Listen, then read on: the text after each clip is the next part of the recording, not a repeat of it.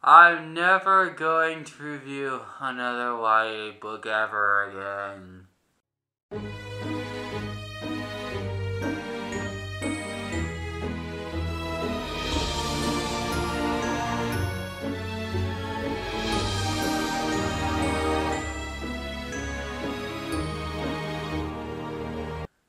Okay.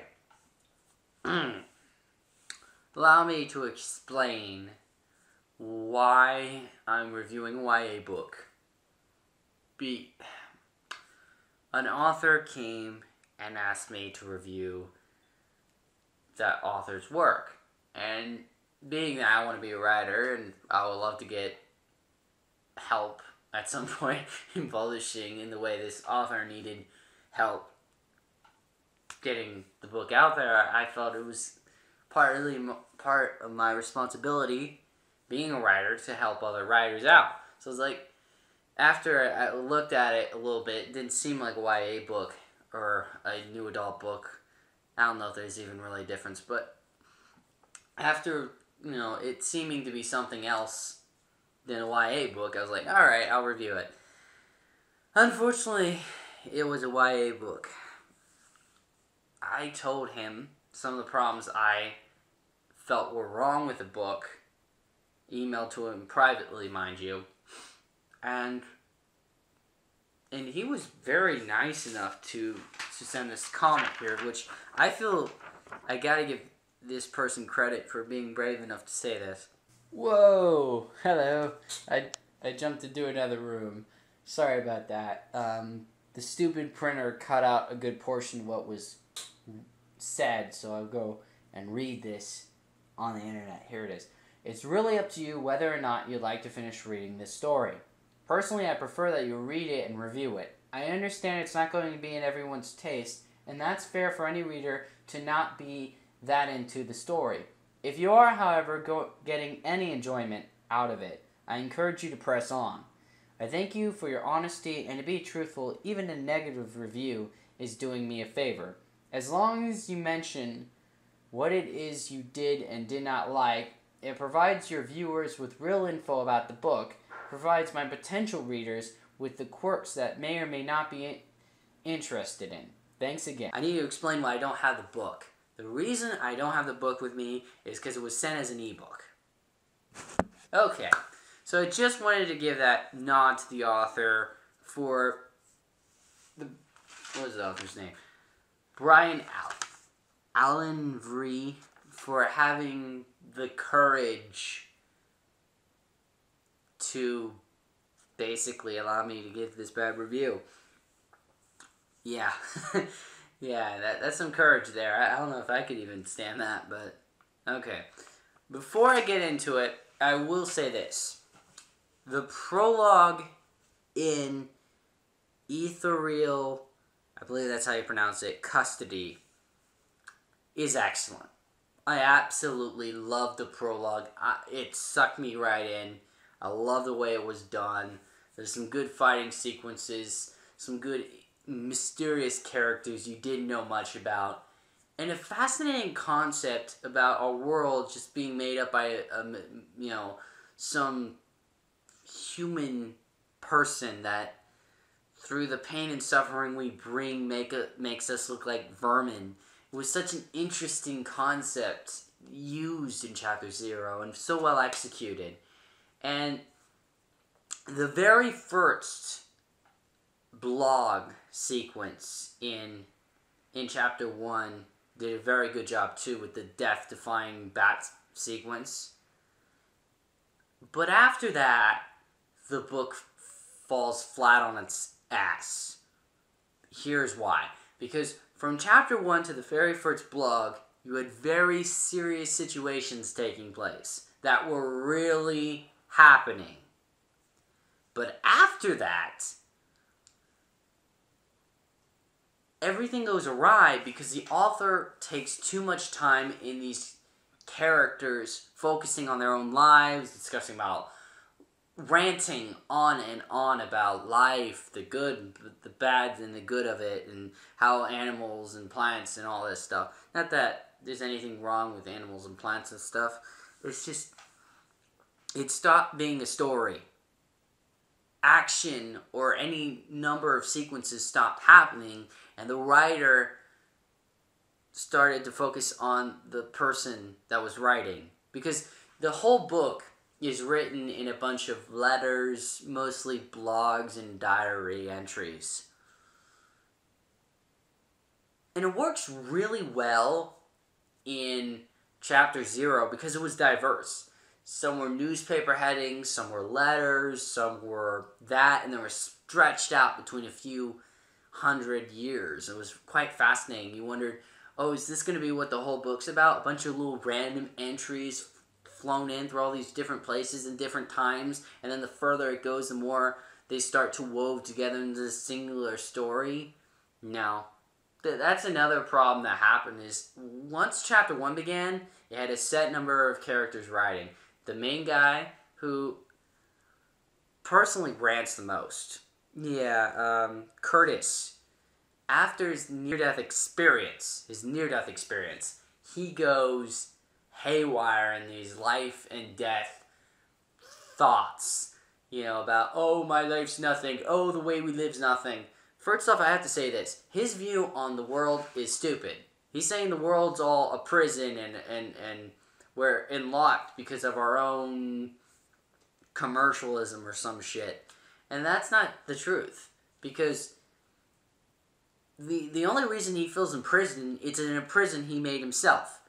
He didn't go through college, or he didn't just try to get the job he wanted to get, but instead just got a job to get money, and now it feels like a prison to him because he took a job he never wanted in the first place. If he took the job he wanted in the first place, he wouldn't have all this shit. As for his thoughts on life was better in the early days of our caveman situation, I have to completely disagree. I mean, we have progressed fairly decently. In fact, the only problem that I would be concerned about would be technology advancing so much that we don't do anything because everything's so damn convenient. That could be a future problem. But the book didn't focus on that, so I'm not going to get into it. The thing is, Curtis's first blog is so great, I wish he died. Honestly, I don't want any real person to die, mind you. I just wish this character died because the way it ended in that first chapter bit was such a good way of ending it with, if I don't write back to you, then this peace offering didn't work or something like that. It was like, oh, come on. Why'd you have to stop there? Anyways. Then we get into the pre-teen, teenage girls. Do girls think about nothing but sex? I really wonder about that, because this book writes about two preteen girls a lot, and both are just fabricated with sex and nudity and playing with their body, and it just makes me wonder if that's all women think about. Now, I don't think that is the case, and I hope to God it isn't. Not that there's nothing wrong with sex, mind you, just, I don't know. The problem with this book is it's called a fantasy horror, when really it's porn. It's fucking porn. Get it right, okay? YA, new adult, I don't care what you want to call it, it's porn. I'm fine that you want to read porn. I don't necessarily care for your type of porn. I'm not going to get into morality of porn. But can you just fucking call it porn? It's porn, okay? Just sell it as porn, call it porn, name it porn. It's female porn with romantic, mushy-gushy stuff that girls like because it's what they like, and not necessarily all girls, but a large portion of girls or women. I don't know which way. The only thing I ask is you stop putting porn in with another genre because it's annoying and unnecessary. If you just want to focus on people, which this whole book focuses on after the prologue, really, which is part of the reason why I dislike it, is it gets so distracted with these people and their problems and their sex and the way they view the world and the way they love one another and suicide and going on and on. And another thing, when you set up a prologue that shows all this magic and sets up the magic already in the first chapter, and then start the book and drop the magic to set up a mystery build-up, it does not work. You do not set a mystery build-up after already setting up that there's a ton of magic shit happening in the world in secret. It doesn't work. And another thing, this book writes about dreams. The problem with this is one thing. It tells you it's a dream from the beginning. It's like, I just had a dream today. How am I supposed to get absorbed into a dream when you say it's a dream in the first place? When you write dreams, you write it in a way that it doesn't look like a dream. Take Alice in Wonderland, for example. Take this book. Do you know it's a dream? No. You don't know this book is nothing but a dream until the very end. Why? Because it explains all the random stuff that happens in this book, for one thing. But the other reason is because you wouldn't get absorbed into the story. You'd be so distracted knowing it was fake that you couldn't possibly get absorbed into the White Rabbit running with a waistcoat pocket and a watch. You wouldn't get absorbed into all the poems and the stories. When you write it as if it's happening, you believe you're there.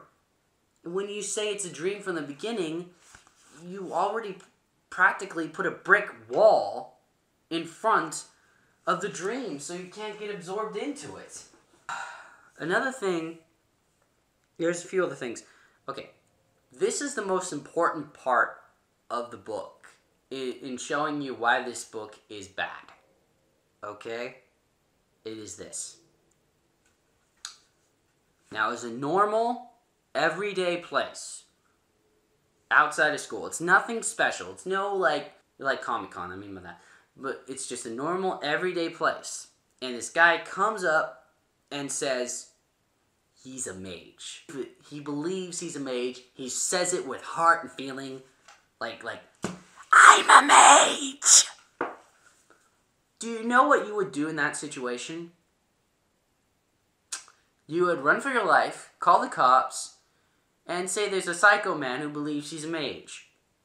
You would not say, oh, you want to hang out on the beach? Yeah, okay, let's go to the beach, meet up there. Which is exactly what happens in the book! But here's the thing, it gets better.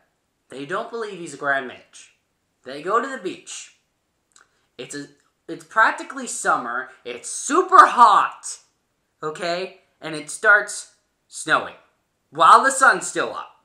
The snow's still falling, and the sun's up, and the sun can't penetrate the snow, and the snow's still falling.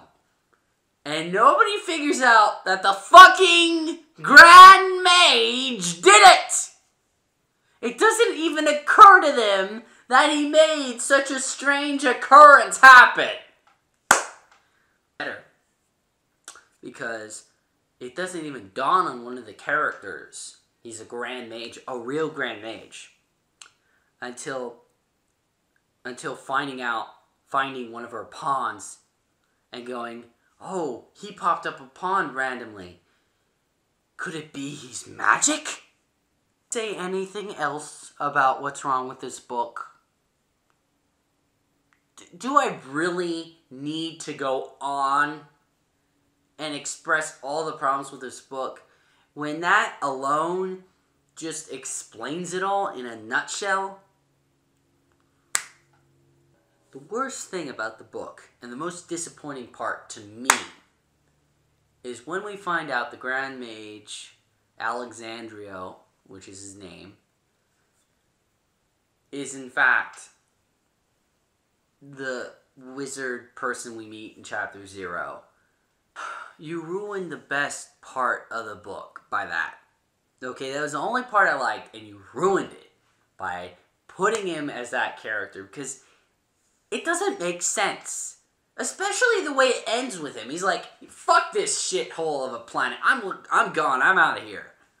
That's what he says, in a matter of speaking. Not those words, but the same type of tone. And he comes back, and he goes hang out with a couple of teenagers. Why? What does those teenagers even have in there that makes him go to them? Or hang out with them? Or let an attractive romantic relationship happen? The saddest thing about it to me is that a decent concept was ruined by an over-obsession of romance that was written illogically and stupidly. I mean, why can't romance novels or porn or either one, to be honest, how can you tell the difference between a romance novel and a porn novel? I mean, can you really tell the difference between the two? Is there a difference? Other than one's more romanticized, maybe? I don't know. And this book, you'll love it if you love the Night Circus. You honestly will, because it's that type of book for you. But it's not really a fantasy. I'm just glad I'm nearly done with this review. That's when I'm sure I'm glad. Well, Brian, I think that's how you pronounce your name. I hope I pronounce your name right. Maybe it's Byron. I don't know. If I pronounce your name wrong, I apologize. But, there's the review for you. Just do one thing for me, because I had to go through this. Just please, don't let any other YA romance novel come near me again. I don't mind reviewing other people's work, but just don't. Okay, have a nice day. I am done. I've ranted enough.